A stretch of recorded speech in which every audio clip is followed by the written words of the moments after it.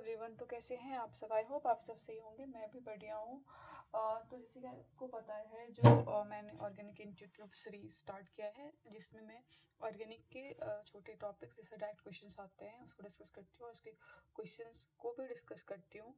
तो ये हमारा 5th लेक्चर्स है। 4th लेक्चर्स हमने कंप्लीट कर ली है, जिसमें हमने inductive effect, mesomeric inductive effect, mesomeric effect और क्या कहते हैं, heat of hydrogenation, bond length complete किया है। इस वीडियो में हम हीट ऑफ हाइड्रोजनेशन कंप्लीट करने वाले हैं। तो चलिए स्टार्ट करते हैं। ये हमने एल्कीन लिया और हाइड्रोजन का एडिशन किया। ये हाइड्रोजन का जो एडिशन होता है, यू ऑल नो दैट, वो हमें कैटलिस्ट के प्रेजेंस में करवाते हैं, जैसे निकल वगैरह। तो जैसे ये पाई बॉन्ड टूटता है, ये टूटने के बाद यहाँ पे एक हाइड्रोजन आता है, यहाँ पे एक हाइड्रोजन आता है। तो अब ऐसे दिखाने की ज़रूरत नहीं है, बस ये मैं दिखाने के लिए ऐसे यहाँ पे लिखी हूँ। ये CH3 VCH3 भी लिख सकते हैं यहाँ पे ये सिग्मा बॉन्ड, ये भी सिग्मा बॉन्ड। अब अगर हम देखेंगे यहाँ पे, अगर पाई बॉन्ड टूट रहा है और सिग्मा बॉन्ड बन रहा है तो एनर्जी रिलीज होगी। जब बॉन्ड टूटता है तो एनर्जी देनी पड़ती है, और जब बॉन्ड बनता है तो एनर्जी रिलीज होती है। यहाँ पे पाई बॉन्ड टूट रहा है, यहाँ पे एनर्जी देनी पड़ रही है। तो एनर्जी अगर हम सिस्टम के अंदर दे रहे हैं तो साइन क्या होता है, पॉजिटिव, यू नो दैट। उसके बाद जब एनर्जी बॉन्ड बन रहा है तो एनर्जी रिलीज हो रही है। उस प्रोसेस को क्या कहते हैं, माइनस डेल्टा एच।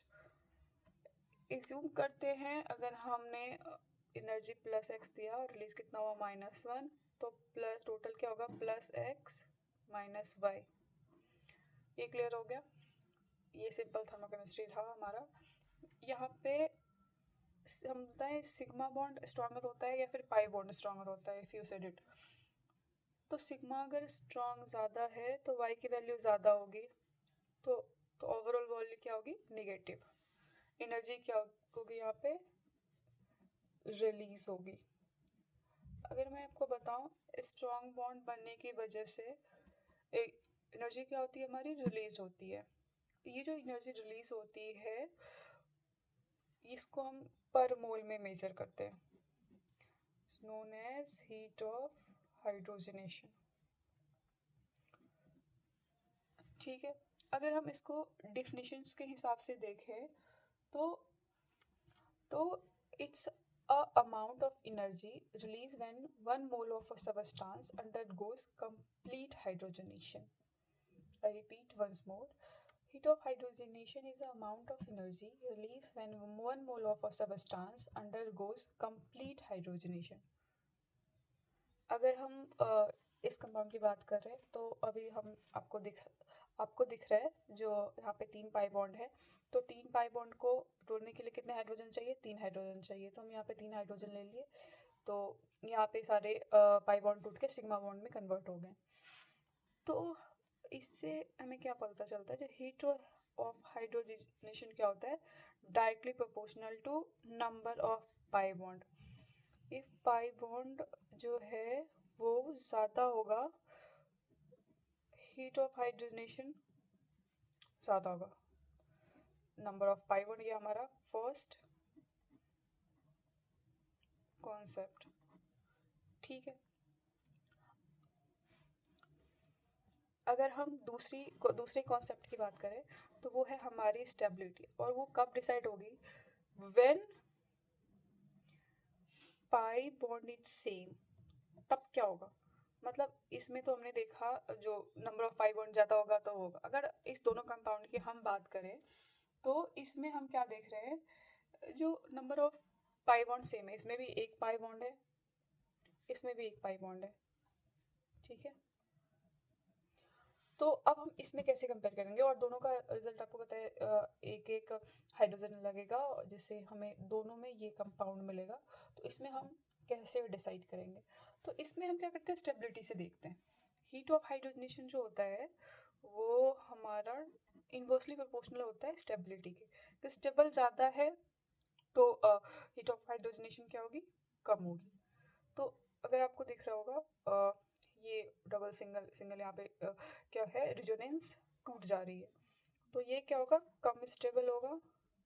और यहाँ पे देखो सिंगल डबल सिंगल, मतलब यहाँ पे रेजोनेंस हो रहा है, मतलब रेजोनेंस तो यहाँ भी हो रहा है बट यहाँ पे कम रेजोनेंस हो रहा है, डबल सिंगल बस दो कार्बन में रेजोनेंस हो रहा है। यहाँ पे देखो सिंगल डबल सिंगल, तो 3 में रेजोनेंस हो रहा है, तो यहाँ पे रेजोनेंस के कारण स्टेबिलिटी इसकी क्या हो जाएगी, ज़्यादा हो जाएगी। स्टेबिलिटी इसकी ज़्यादा होगी, मतलब हीट ऑफ हाइड्रोजनेशन क्या होगा, कम हो जाएगा। तो हीट ऑफ हाइड्रोजनेशन इन दोनों में किसका ज़्यादा होगा, इसका।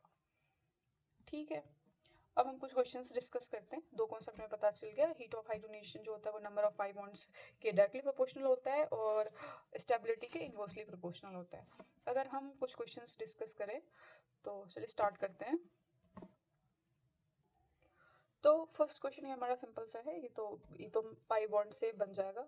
तो इसमें देखिए जैसे 2 पाई बॉन्ड है और इसमें भी 2 पाई बॉन्ड है, तो इसको हम किससे बनाएंगे, स्टेबिलिटी से। तो अब यहाँ पे देखिए डबल सिंगल यहाँ पे फिर रेजोनेंस टूट जा रहा है, और यहाँ पे डबल सिंगल यहाँ पे रेजोनेंस ज़्यादा हो रहा है, तो इसकी स्टेबिलिटी जो होगी ज़्यादा हो जाएगी इससे, मतलब ये कम स्टेबल है। तो नंबर ऑफ पाई बॉन्ड जितना ज़्यादा होता है और हीट ऑफ हाइड्रोजन उतनी ज़्यादा होती है। तो इसमें क्या है, number of pi bond same है बट स्टेबिलिटी इसकी कम है, तो इसकी हीट ऑफ हाइड्रोजनेशन ज़्यादा होगी, उसके बाद इसकी, और इसमें पाई बॉन्ड सबसे कम है तो इसकी सबसे कम हीट ऑफ हाइड्रोजनेशन होगी। नेक्स्ट क्वेश्चन हमारा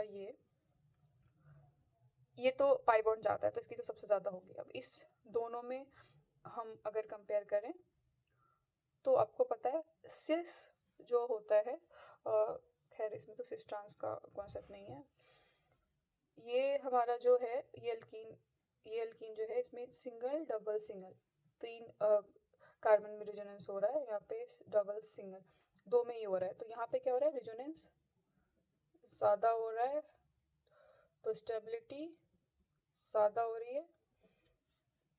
है स्टेबिलिटी, तो हीट ऑफ हाइड्रोजनेशन क्या हो जाएगा, कम हो जाएगा इससे। तो इसका हीट ऑफ हाइड्रोजनेशन इसके बाद होगा, मतलब इसमें अगर हम ए बी और सी लें तो सबसे ज़्यादा होगा ए का, उसके बाद सी का, उसके बाद बी का। ठीक है, अगर हम ये नेक्स्ट क्वेश्चंस देखें तो ये इसमें पाई बॉन्ड सबसे ज़्यादा, तो इसका सबसे ज़्यादा हो जाएगा। फिर इन दोनों में कंपेयर करें तो इसकी स्टेबिलिटी फिर से ज़्यादा है, इसकी स्टेबिलिटी कम है, क्योंकि यहाँ पे देख रहे हैं 2 सिंगल बॉन्ड हाथ में आ गया, मतलब रेजोनेंस ब्रेक हो रहा है। तो इसमें भी first A then C then B, क्योंकि बी में रेजोनेंस हो रहा है। ठीक है, थर्ड एंड अगर फोर्थ क्वेश्चन देखें तो ये तो पाई बॉन्ड से बन रहा है हमारा, इसमें सबसे ज़्यादा पाई बॉन्ड है देन इसके। एंड अगर लास्ट क्वेश्चन इसमें ये भी हमारा पाई बॉन्ड से ही बन रहा है, इसमें सबसे ज़्यादा है। आई होप आपको हीट ऑफ हाइड्रोजनेशन टॉपिक में कोई प्रॉब्लम नहीं होगी। नेक्स्ट वीडियो में हम एसिडिक और बेसिक स्ट्रेंथ के बारे में बात करेंगे। If you like my videos please share with your friends, subscribe my channel. Thank you so much.